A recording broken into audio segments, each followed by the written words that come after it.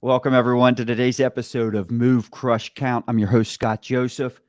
Move, Crush, Count is proudly sponsored by J&L Marketing, the digital and direct marketing agency that helps you outsmart your competition so you don't have to outspend them. Do me a favor, visit jnlmarketing.com today after the show, not during, after the show, jnlmarketing.com. See how their innovative approach will help you move the crowd, crush the competition, and count the money. Today, we're excited to have a very special guest with us. She's a prolific motivational, inspirational speaker. She's an author. She's recognized as one of the 2023 Women of Influence by the South Florida Business Journal. She became one of the youngest COOs at the age of 24, president at 35, and a CEO at 41. Please welcome Victoria Pelletier. Hello, Welcome. happy to be here. Oh, great to have you here. So this is a subject I love, and I'm going to tell you, I went from the other end of the spectrum to moving towards this, especially in the last 5 to 10 years. So I think this is extremely relevant, but we're going to be discussing personal branding and its impact on our professional growth. We're going to learn how to build a personal brand, create an authentic online presence, leverage our brand to achieve our career goals. So that's the topics we want to talk about today over the next 60 minutes. You ready to dive in? I'm ready. All right, let's go. All right, so how do we, I think build a good brand for yourself, personal brand, right? You got to be able to identify people. Some people call it your superpower, your unique strengths, whatever it might be. How do you identify all that so you can come up with the right brand? Because it's got to be authentic, right? It does. And I think, Scott, what I've seen is there's a misconception by many around what, personal brand is. And so for many, particularly in the business world, they think about that as their LinkedIn profile and it's their job title in the company they work for. Perhaps they think about it as the subject matter expertise. What do they go to school for? What are they an expert in? What are they known for? And that's only one part of what your personal brand is. And you use the word authentic, which is critically important. But really, when you think about the elements or the foundation of a brand, it's definitely your eminence. That's the subject matter expertise for which you're known for or want to be known for. But then it's, what are you passionate about? And it might be aligned to slices of that, but it can be also the things holistically that make you who you are as a whole person. And really importantly, your unique value proposition. What makes you different from others? And the last piece is getting really clear on what do you want to be known for? So it's more than that first piece, and that's where so many people just kind of stop. You think people get I can tell you this. So success came very easy for me early in my career when I started the agency, and that lasted a very long time. But then there was a rut, a plateau, because you got to be very clear about something. And it reminded me, it took me back to maybe 4 or 5 years ago where things became a little unclear for me. And I'm very clear now. I've got great clarity on what my purpose is, my why, but that was a process for me to find out. And I guess my question to you is, do you see a lot of people struggling with that, getting that clarity? Absolutely. And I think there's a significant amount of self-reflection that goes into not just your personal brand. I mean, you need to be really clear around, you said, your purpose and your why. What I think it's important for those listening to this now is you can pivot and change over time.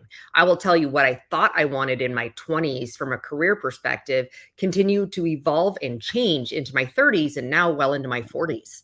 And so people need to get comfortable with that, but do need to understand what's their purpose, what's the impact, what's the legacy they want to have, and then ideally marrying that. This is a whole kind of career and mentoring around the Japanese ikigai philosophy around what are you good at, what do you enjoy doing, and what can you get paid to do. And so then melding that into how do you think about your career, and then building off of that to build a strong personal brand.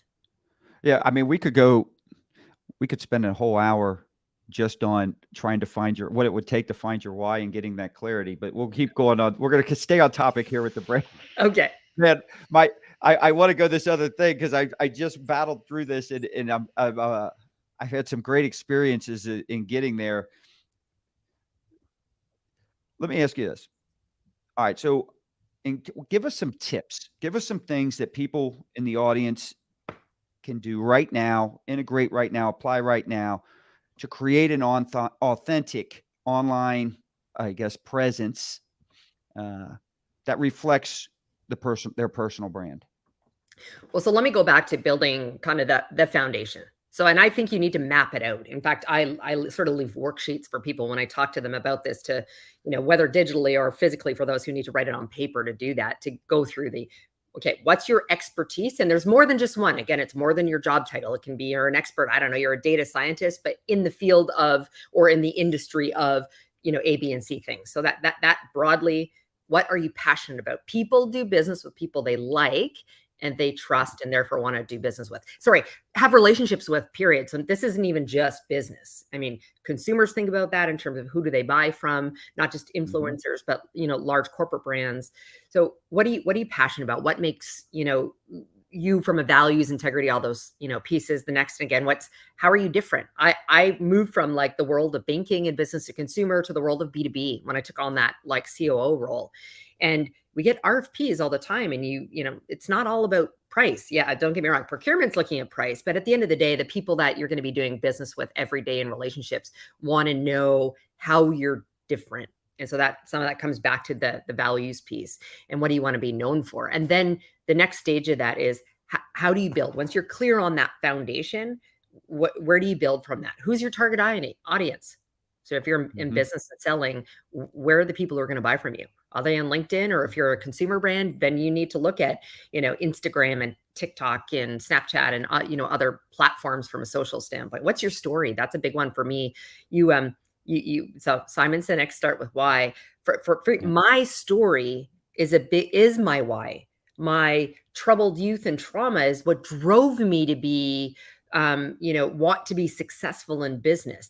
That's a big part of my story and my why. So for people to understand what motivates me, what moves me forward. So the audience needs to be clear on what elements of their story want to share. Not everyone's an open book.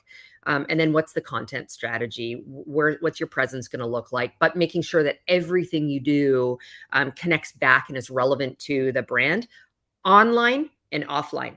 I'm the same Victoria that you see online. It's not, not saying I never use filters on some photos when I'm having a bad hair day or whatever, but in telling the true story of who I am. So again, you're going to get that. So build the foundation, and then from there, how do you, stem off into who your audience is and how do you want to connect, engage with them? Let's stay with this theme of authentic for a second. And I'm going here because I think there's a lot of people that understand the importance of building a personal brand in using social media, right? I think social media can be a great equalizer because as long as you're committed and you work really hard and you're consistent with it and you're doing it right, man, it can really pay off in a big way. But there's a lot of I feel like there's a lot of copying. I feel like there's no way all these people are being authentic to themselves when they're all saying the same and acting the same way. So in other words, I'll take somebody, and I'm not going to say, let's say Grant Cardone's out there. I have seen more people start acting like Grant Cardone and try and do, and I'm okay with matching and mirroring. Yeah. I get that whole concept. I believe in that concept, but I think that only takes you so far. If you're not true to who you really are, you're never going to reach your full potential. So because I think, so when you're talking about building this authentic to you and matching your why, can we stay on this topic for just a little bit? Because I think there's a couple different ways it could go as well. Yeah. Does that make sense? Yeah. All right. Yeah. So what do you say to that? I mean, do you see that? Do you agree with that? I don't even know if you agree with it. No, I do agree with it, Scott. I do. I think I think people do it for a number of reasons. One, they're actually not sure how to do it and be authentic, and what does that mean. And so they find people that they believe are similar, or maybe they aspire to be or show up online, and then emulate them without creating Yeah. the differentiation and the personalized stories that make it their own. So I Yeah. think that's a big part of it. And then there's also there's the fake it till you make it notion. And I do not believe that, except when it comes to confidence. When you're Right. insecure, I think you need to walk in and, pretend, like, do everything possible to appear to be confident. But that's the only place I believe in the fake it till you make it. And Yeah. so I think people are, for right or wrong reasons, going out and emulating others or creating this beautiful filter out there to appear like who or what they aspire to be. I have to say it bothers me much more than it should. So when I when I see it happen, I call them YouTube graduates. So you all right. So they see a video on YouTube or whatever, and oh, I can repeat this, and they go on. The fake it till you make it thing's a perfect example. I'm glad Yeah. you brought that up. Yeah. So all right. So and the reason that got me thinking about the authenticity of everything is when you mentioned the word different. And that got me thinking of all these people that keep saying the same stuff. The different is different better than better is. In other words, I've seen someone say different is better than better is better, or no, different is better than better. Um, In other words, is it better to be different than it is to be better from a brand standpoint? I think you need both. I So agree with that. if you, I mean, part of the, expertise and what you want to be known for, you want to be seen as an expert. So better and more knowledgeable or more experienced than others in the space. That's the better piece of it. But you know Yeah. what? At some point, 80/20 rule. And so, okay, you're going to go and hire someone who has equal experience in education. What makes one different that, than the other? That's going to be, but then different means different things. For someone who's hiring someone, you're looking for someone who's got different experience than others in the team to build broader diversity and innovation and thinking. You might want someone who's got, a very different experience that will create a better cultural fit and mesh with the team. So that's where you need better, but you need different for various different reasons. Yeah. No, that's a good point. All right. So how important is it? How many different channels, how many different platforms, social platforms are you on? I know you're on Twitter. I know you're on Facebook. I know you're on LinkedIn. I assume Instagram. Correct. All Yeah. right. All right. So YouTube. Uh, yes, but I will admit I'm not amazing at continual posting there.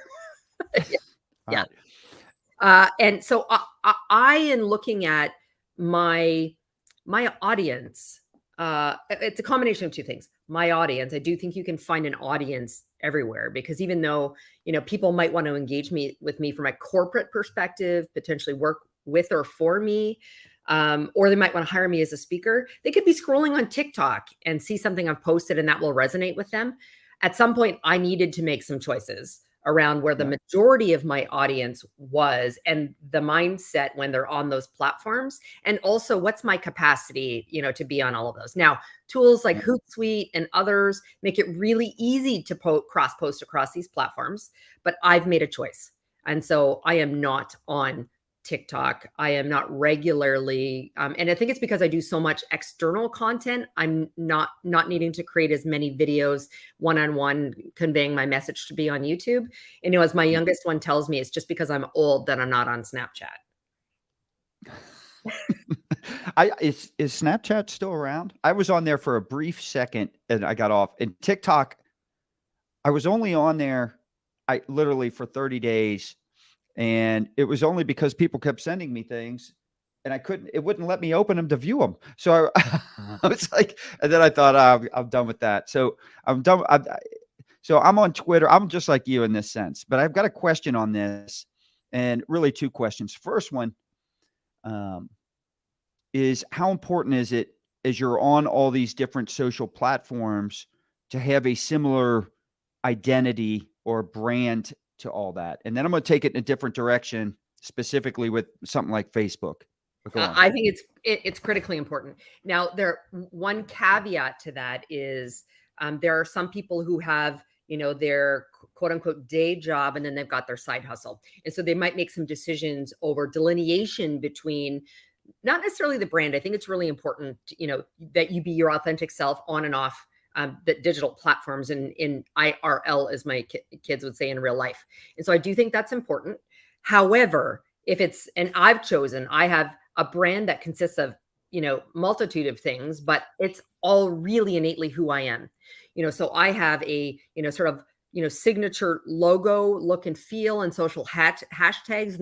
No matter where you find me on whichever platform, they all are the same. They look the same. So there's commonality across all of them, because I want at some point people just go, oh, I read Unstoppable is one of it's a book I wrote, but it's a big part of my personal philosophy. So you're going to find that everywhere. I want people to see it and go, ah.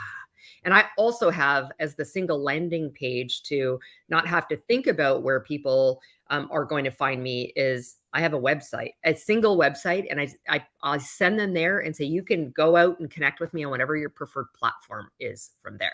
So that works for me. Again, the caveat, I mean, if you've got like your, day job is going back to that, like, data scientist, but then, you've got, I don't know, you're fostering dogs on the side and building a business. Okay. You're going to look at some really different approaches and, and branding to each of those two places. Yeah, no, that's smart. So I want to talk about Facebook for just a second, because there's a lot of people out there. And so I've obviously looked at all your social stuff and connected with you on all that. And you've got a very good, like you just said, I can go, whether it's to LinkedIn, to Facebook, and I'm not saying you post the same exact content on everything. You have the same voice, but you might say things differently based on the different audiences. But if I'm just glancing, I can say, oh, there's Victoria. Oh, I'm over on Facebook. That's Victoria. I know it's you, right? Yes. Quickly. But Facebook, there's this audience out there, and there are people out there that might be hesitant to create a brand image and go in to help, advance their career, because maybe they're like, and I feel like it happens more with Facebook than any of them. Maybe a little Instagram. I don't want Facebook is for my friends. Facebook is personal. I don't want to bombard my friends with all this business stuff. What do you say to that? Well, that's why I personally have two different accounts. So I have on Instagram and Facebook, I have personal accounts, and I have my broad public accounts. Because you're right. I'm a fitness fanatic, and I work out at the gym 6 days a week. And I have like funny, sometimes inappropriate tank tops that I wear that I post. And I'm like, that's cool. Like, if anyone ever realize whatever you put on the web's out there forever. But the 400 friends on Facebook, that's the kind of stuff I want to send and make them laugh. But that's not the thing I'm posting on. So that's how I've chosen to delineate it. And I would recommend for most people as well. Yeah. And so I thought that was curious. And quite honestly, if you do something with Instagram, so I've got one Instagram account. For the most part, it's mostly business stuff on there.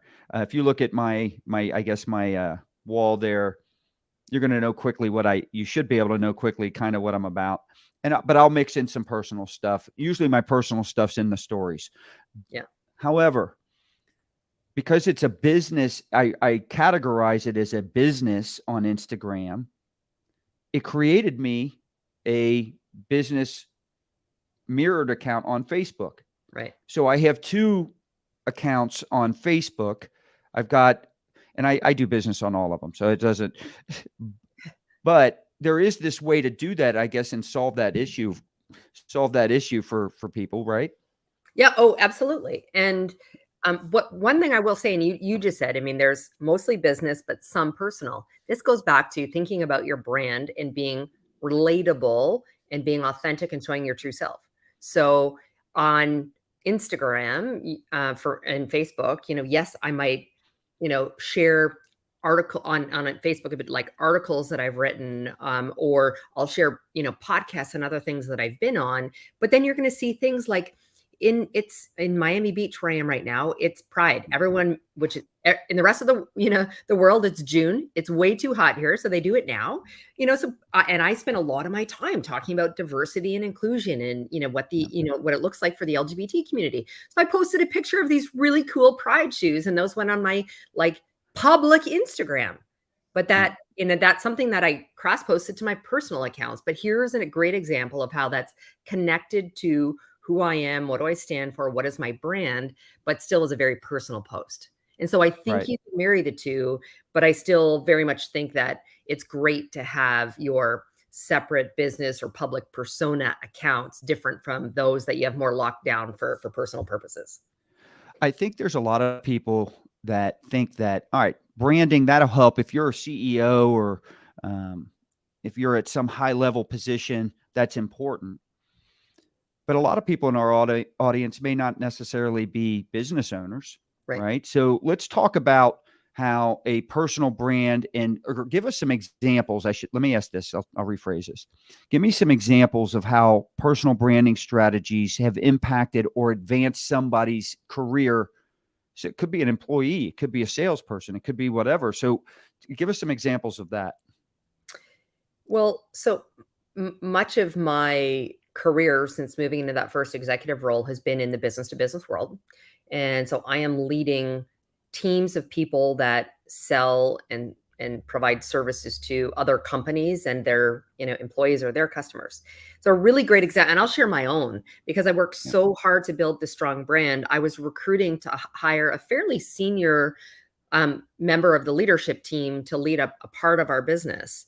And like most of us should be doing our homework and research before we, go and have interviews with people and engage with people. Ultimately, she had multiple, options to make. She's that like talented of an individual. And she made a decision to come and work with and for me in large part because she saw online who I was, what I stood for, and common and shared values. And so she made the decision to come and work with me. And she was like just a rock star. Right. So that and that ultimately created great success for the rest of the team in the organization that we work for. So that's one simple example. Yeah. I know I'm going to get it wrong, but I've seen it out there. Your branding, whether you realize it or not, even when you're not posting and you're not active and you're thinking that's not for me, you're still branding. And so it's just not. And that's what I think. Your brand is. Think about it. It's what people say about you when you are not in the room. And if you are not curating and developing the narrative and being consistent with it, they're just going to make it up or pick the few pieces they can see online and develop that for you. Yeah, no, it's 100% right. And so I think about it as I've got different businesses. And so, let's just take LinkedIn. I get bombarded with sales pitches right out of the gate, which I usually ignore. Every now and then one will sneak through.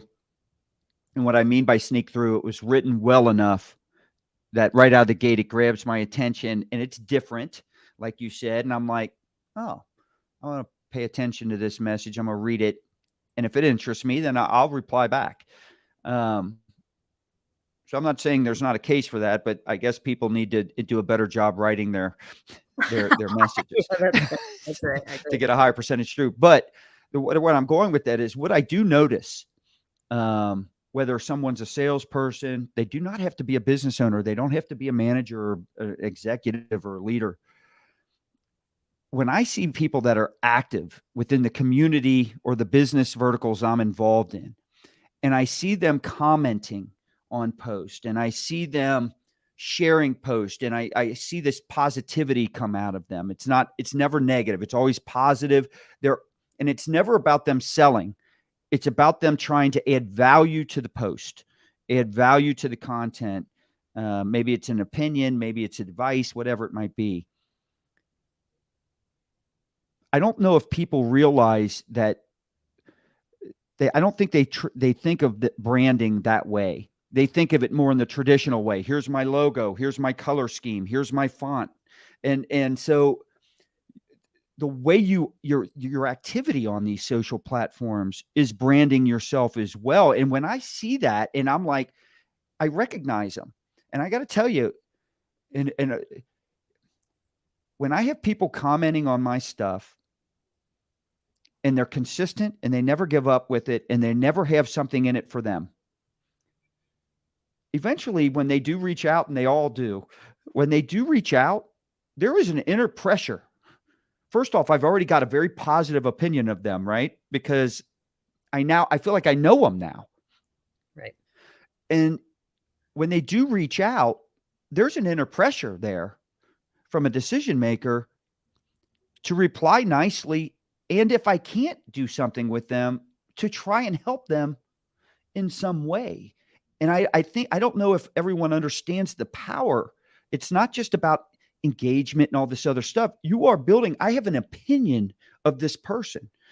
Victoria, if you're constantly commenting, or let's just say we're connected and you're constantly posting and they're great content and it's great post, my opinion, and let's say you're in sales, my opinion of you versus another salesperson is night and day. Exactly. And you're right. And what you're talking about is really what actually LinkedIn refers to as your social selling index. And so they create, and anyone can go and look up what their SSI for short is. And, there's a multitude of factors that go into giving you a rating. And it's the strength, certainly, of your profile, of the network, but it's how you engage with that network. That's a big part of how they rank you from a social selling perspective. And you're right, Scott. So it's, I tell people, like, they're like, well, I'm not a good writer. Like, so I don't want to write, I can't write articles I'm like, you don't need to. You can take others and you comment on it, you share it and tell people what it meant to you. What do you think about it? And it's how you engage. But the other thing about the brand is, so for me, it's so interconnected with how we network and engage and build relationships. And, I hate, like, I'm almost an open network. So a networker. So I accept most invitations, and, unless it's like something very, very odd and out there. And if they immediately hit me with a sales message, I'm like, I almost remove them as a connection, right away. And my message is build a relationship with me first. You haven't even uncovered whether I have a need for what you are asking for. But whether you're a job seeker or not, build your network now so that it's there for you when you don't need it. So build it now when you don't need it, so it's there for you when you do. There's this book by Keith Ferrazzi called Never Eat Alone.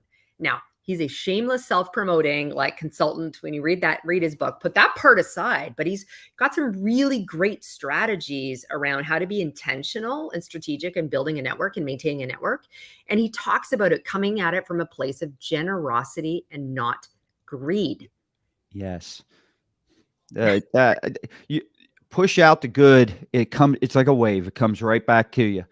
Exactly. I agree 100% with that. I sit there. I love you bring up the LinkedIn with the disconnecting or removing the connection.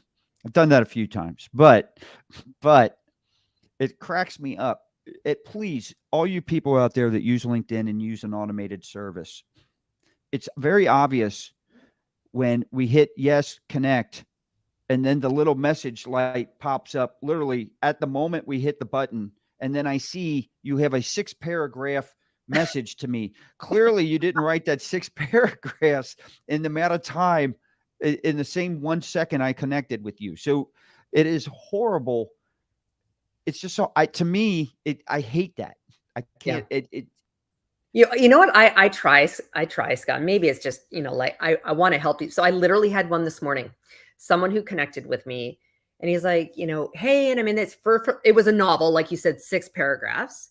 And what I will say is that when people choose to connect with you, you have the option to add a note. So they copy paste immediately, when they're sending it to you. And it was someone who sent it to me, and I cracked a joke. I'm like, next time you might not want to write a novel just to ensure someone actually reads your content. And then he was selling me on technology services. And I said, did you look at my profile and you understand who I work for? That is what my company does. So I'm not your target audience. So my downside is, I've got the car dealerships and then I've got the agency. And the problem is I get all these agencies that do exactly what we do. And so I get bombarded with people. Listen, my agency handles my dealerships. So, Right. it's like they don't look at so they don't look at the profile, but they're targeting me probably for the dealership side and not the other. But but you know what? But that brings up another point.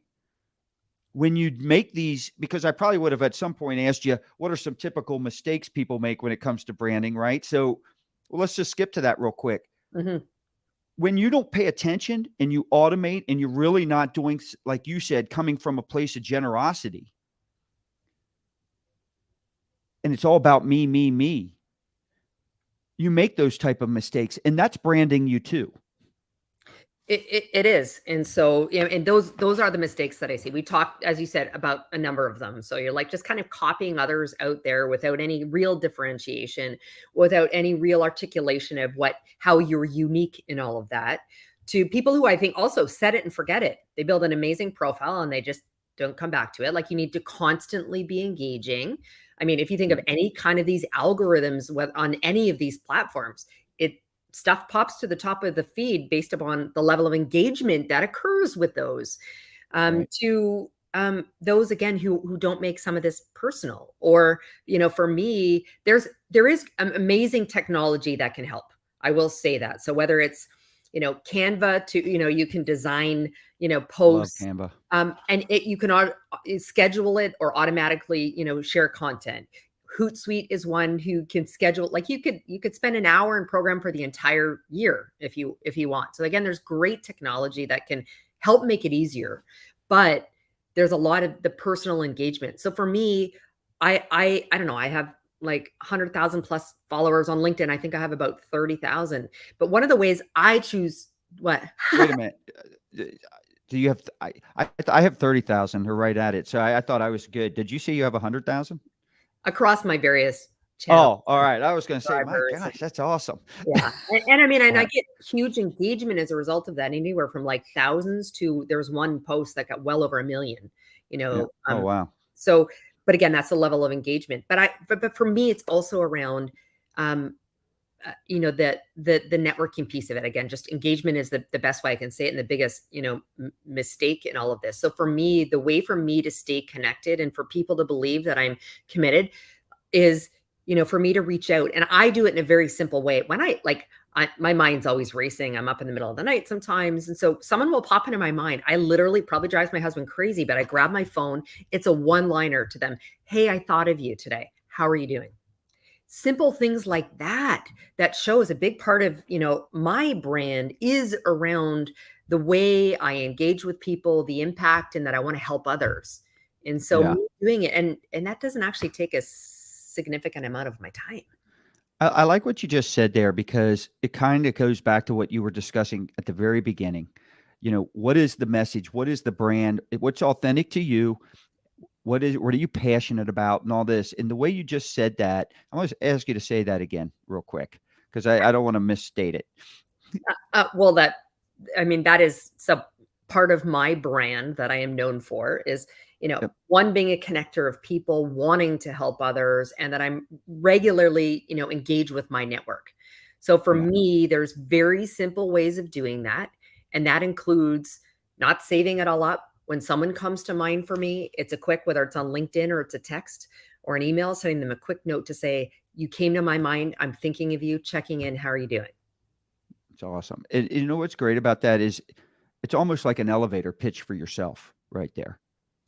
Without pitching. And that's, to your point, when you see people, you said you see people engaging online, commenting, they're positive, so that when they reach out and approach you, you already have positive sentiment in mind. It makes it hard for you to say no or not want to help them somehow. And they never had to pitch you.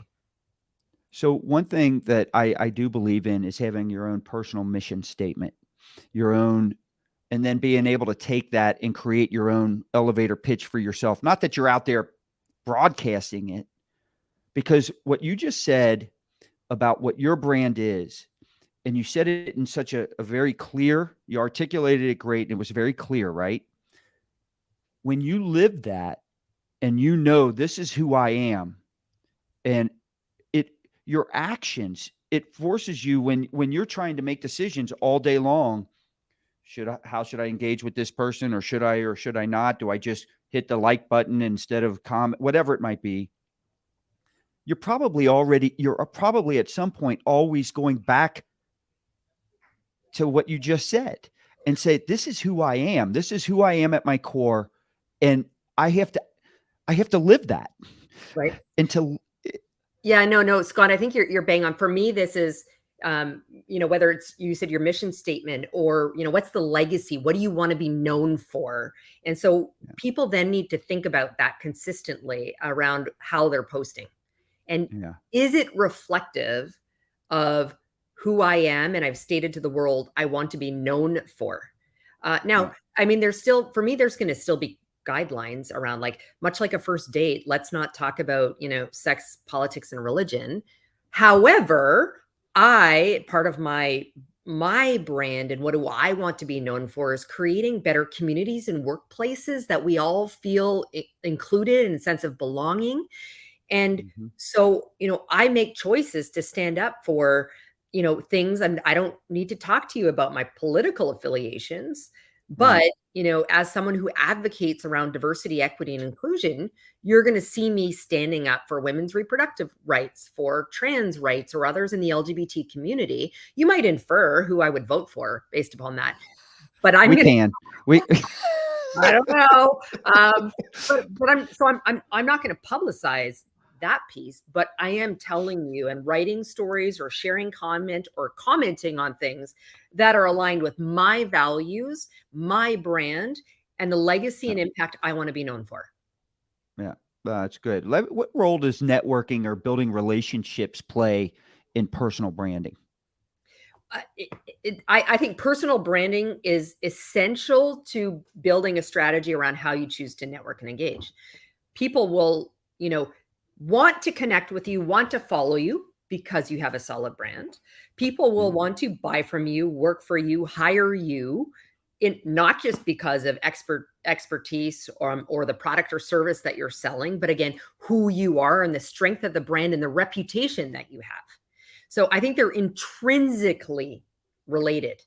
And it's hard to have one without the other. You can go out there and go to all of these conferences and have digital or physical. I don't know how many people have physical business cards anymore, but you can have those things. But as they decide whether they want to connect and or engage with you, it will also come down to the strength of your brand.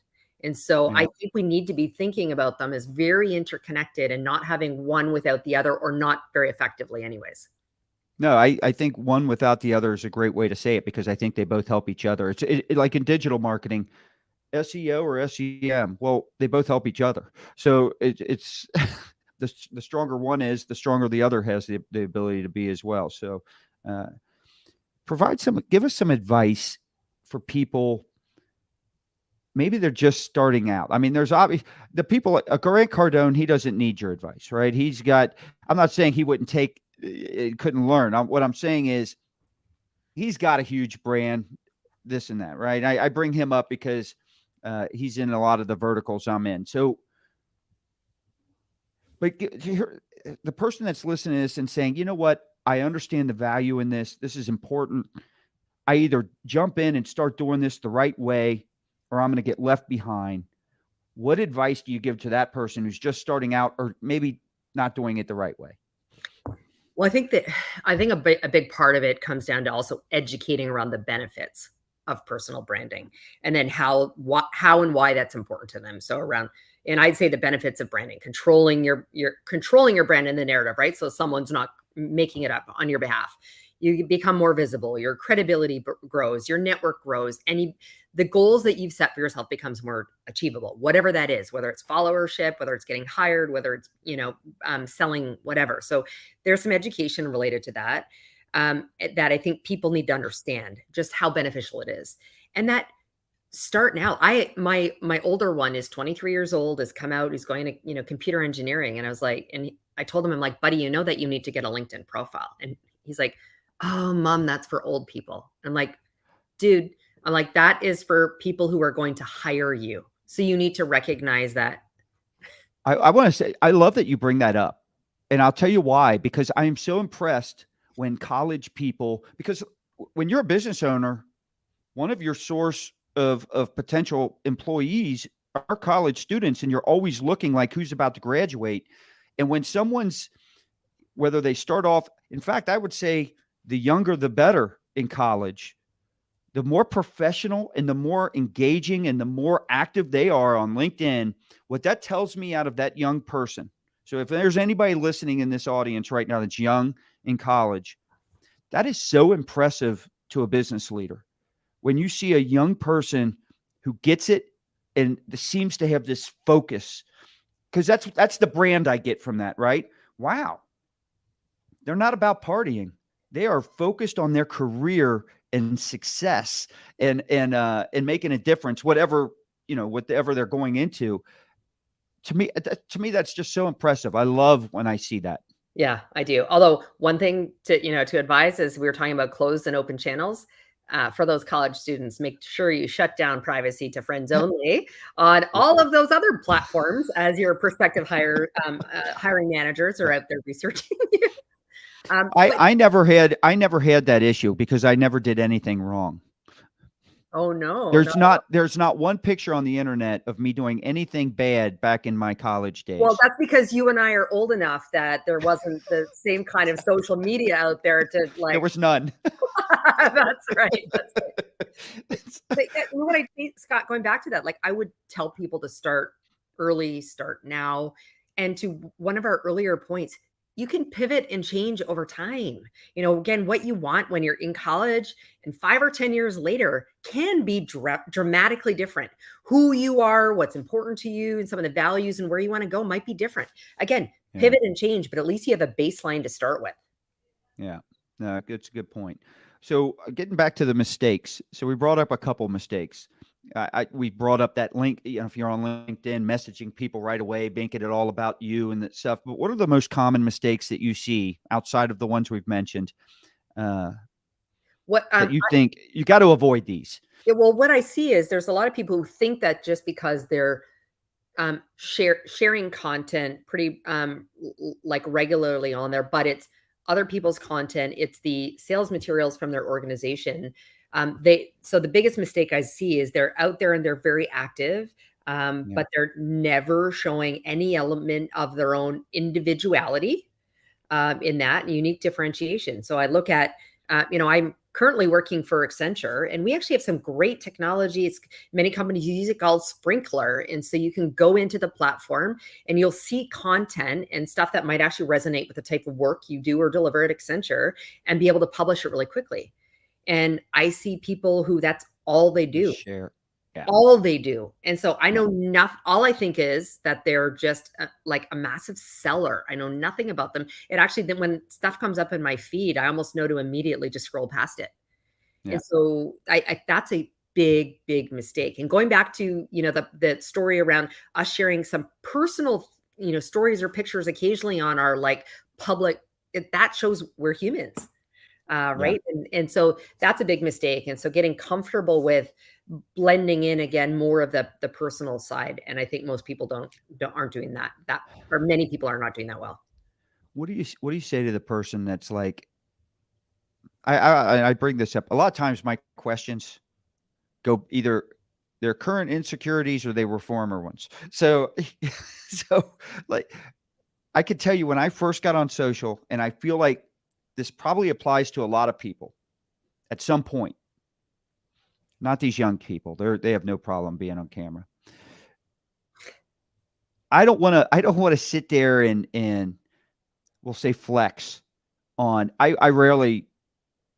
Some people might think I do, but I don't think I flex on social in the way that a lot of people do. And I have this thing that just says what do you say to the person that is too worried about what other people think and might judge them in these type of areas? But where it may be able to help their brand, and I guess there's that weighing option. Does it help your brand? Does it hurt your brand? It's got to align, obviously. Yeah, it does. And you know what? I think it's hard. I mean, thinking about, being the age of my children, 23 and soon to be 19, like, I mean, everything, maybe my older one, but certainly, my younger one, like, there's always a concern around what other people are thinking and their desire to be liked, to not feel rejected. So I think that's a very natural human emotion in all ages. I just find we tend to mature and grow and care. Most people tend to care a lot less about those sorts of things. And so, so I think what I would say to the audience is, you might feel that way. I actually tell people, lean into the things that make you really uncomfortable, because with doing so, growth and development will come. So that's the first thing I'd say. And then just kind of, anchoring back around these, kind of do's and don'ts. I mean, so don'ts around, again, we said, don't, make a sale pitch. Don't fake it till you make it. You need to be incredibly consistent.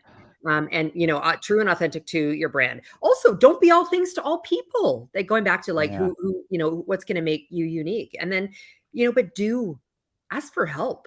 I mean, on a very, very limited basis, because it's not at all my day job or even my, side hustle around speaking, by referral only. Some people, usually executives, will come to me and say, I need help. Like, I'm planning for this stage of my career. And so I'll spend a lot of time working with them on their brand, their LinkedIn profiles. Ask people for, for help on this. There's nothing wrong with that at all.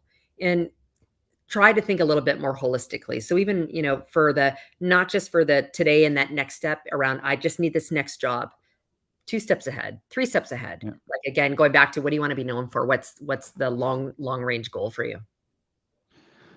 So there's a lot of people out there, they might be running a business, running a team. And they use their social platforms to help advance their career, increase sales, whatever it might be. They can't control the brand identity of their company, right? So their company's got, let's say I work for BMW, right? All right. So BMW's got a very clear aspirational brand. All right. This is their brand image. But I want to help advance my career or whatever I'm doing. I don't want to use my social networks for just all fun and games. It's more work for me, right? Networking, the whole thing. How do I make sure, how can I align my personal brand with the corporate brand in that scenario? So I think that's, it can be tough, honestly, Or Scott. the mission, at least their mission and their values, right? Well, so actually what I'll tell you is, I think everyone should work for organizations that, in which they feel aligned to the organization's purpose, and values. And then you don't actually have to worry so much around whether there's an alignment or not, in terms of how you personally show up from a brand perspective. Well, that's a great point. The reality is, if you don't do that, you're probably not going to work there that long anyways. Yeah. And if it doesn't align, you're not going to feel like promoting anything about it. No, and it's okay to differ as well, though. I mean, so you might align, in general, with the mission of the organization and products and services, but there might be one at one point you don't.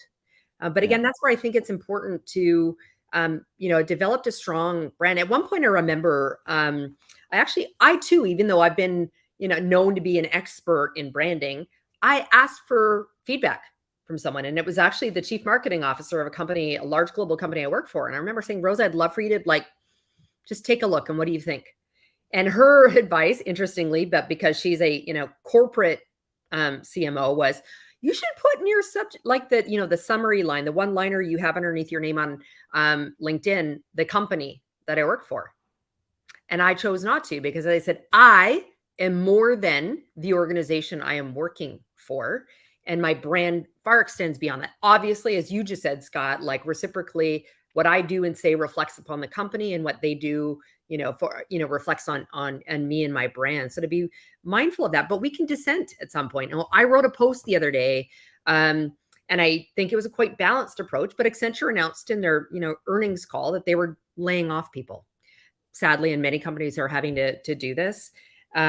And I started to hear, some dissent around, there's going to be discrimination for white males and all of this. And I was like, whoa, stop. So first of all, no, Accenture is a very values-based company focused on diversity and inclusion. So that is just not the case. And so I acknowledge that, but at the same time, I acknowledge that there are some people within our organization who clearly aren't aligned with our organizational values, and that's their right. But it is not the case. So I'm going to speak pretty publicly about that because I don't want, people to. And so again, that was a choice, but I recognize the strength of what the organization's doing, despite some challenging times, called out no one by name, but a situation that I'd heard. And I did it in a way that I believe was balanced, but it deeply is connected to my brand and my values in speaking up for something. So what have we not discussed? In other words, I want you to talk, what have we left out? And we'll leave it at that. What have we left out that you're like, all right, this episode was all about building a personal brand, helping someone advance their career. What's important that we haven't discussed that needs to be said? Well, the one thing I said is around asking for help. I think that's important. Some of this is tough. And I also think in doing this self-reflection and finding some people that can be radically candid with you, right? Who are going to be very direct from a place of care and compassion and to help you grow and do better, because perception is others' reality. So I think it's really great to get an audit done on how you're showing up online, and then getting support with how you want to build that. And then the last thing I would say, we use the word networking all the time. Like, networking is not a dirty word. We're building connection with people, again, from a place of generosity and not greed. And so I think if we shift our mindsets a little bit more towards that, then it's a lot easier for those who aren't naturally the extroverts that you and I are. Yeah. I love that you just said that about networking, because I go to a lot of different events, conferences, and the networking is just brutal. And I'm not saying for me, I watch the dynamics of it, because when we do our leadership retreats, I mean, obviously there's a huge relationship building and networking, aspect to it.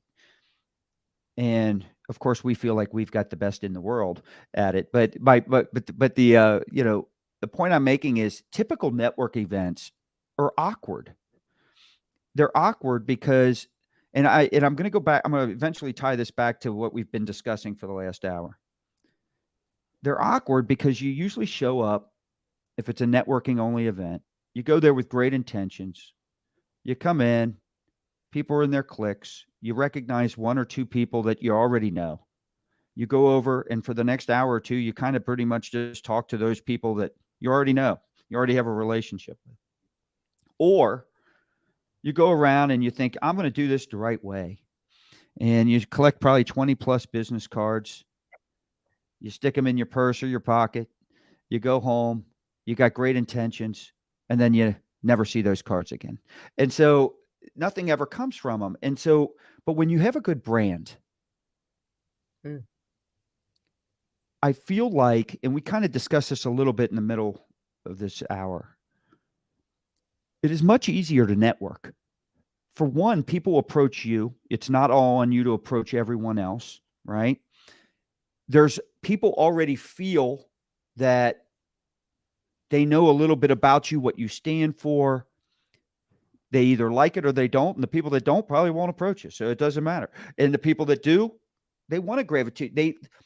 You have something in common there, and there's something that can be talked about. And so I just think that if you're big on networking events and things like that, I think the brand, it becomes that much more important. It does for sure. And, I'll tell you, so it's funny, although I'm having a bad hair day today, I'm big part Looks of my phenomenal.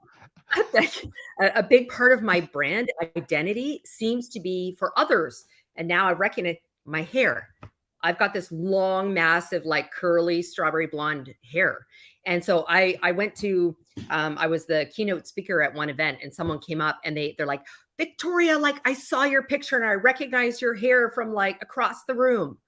And they said, and they, the organizers obviously promoted me, but they had said, I went online. Oh, it's so great. I've been following your content, so yes, and I get, in that instance, I get it. I was a keynote speaker. So like they highlighted, but that happens in other rooms where it's not, you just kind of walk in and the brand itself helps, and the consistency. In this case, it's my hair. Like I freak people out when I wear it up. So I was just yeah. gonna say. So first off, it was very easy for me to find you. And the first thing that stood out every single time was your hair, because on all your different profile pictures. But I was just going to say, now you can't ever change it, because it's like you're rebranding if you're going to change it. I know. I started going gray in my 20s, which, I mean, given I'm blonde, you really can't see it. But I was like, I wonder if I ever what would it look like if I totally let it? My husband said, he's like, no, you can't. It's your brand. What are you going to do? I don't know. At some point, I'm going to go off and rebrand. You secretly probably found out in the first 4 weeks of COVID. I totally. That's when I found those apps for the cosmeticians to come to your house. So I'll tell you, I had a good friend. He's a frequent guest and a co-host at times, Sandy Cerami. Those first 4 or 5 weeks, you couldn't cut your hair, you couldn't get anything done. I said, this is horrible. I said, people are going to realize I'm a lot older than I try to portray myself. Yeah. So, all right. Well, that's a wrap for today's episode of Move, Crush, Count. Today, we explored the importance of personal branding, its impact on our professional growth. Amazing guest today, Victoria. I really enjoyed this discussion. Great time. And it's impossible to listen to this episode and hopefully they enjoyed it. But I mean, more importantly, got a lot out of it and stuff that they can apply right away, whether they're starting out or even advanced in their personal brand strategy. I also want to make sure I've got your site scroll. If people are watching, your site is scrolling at the bottom. We've got that correct, right? Right. Thank you. And yes. And it is Victoria dash. I'm going to spell it for the people just listening, because there's no way if I say it, they'll spell it correctly. So Victoria dash Pelletier.com. So that is Pelletier. That's how you pronounce it. Pelletier.com. So make sure you visit her. And like you said earlier in the show, if they go there, they can pretty much access you anywhere and know exactly what you're all about and everything that you offer. So if you guys in the audience enjoyed this episode, make sure you visit movecrushcount.com. That way you can catch up on all our past episodes and you never miss a future one. Make sure you subscribe. Make sure you subscribe to our YouTube channel, and also make sure anytime we stream live, whether it's on LinkedIn, YouTube, Facebook, or Twitter, try to catch us there. Stay in touch and stay connected with our community. Special thank you to our sponsor, J&L Marketing, for their continued support. Remember, they are the digital and direct marketing agency that helps you outsmart your competition so you don't have to outspend them. Check out their innovative approach at jnlmarketing.com so you can learn how they can help you move the crowd, crush your competition, and count the money. And finally, we don't pay to promote this show. It's all organic. So please share this episode with anyone that you feel it can help. And if you could do us a big favor, review us and rate us, especially if you're feeling that 5-star urge. Get out there and do that. We appreciate that. Until next time, we'll see you on our next episode.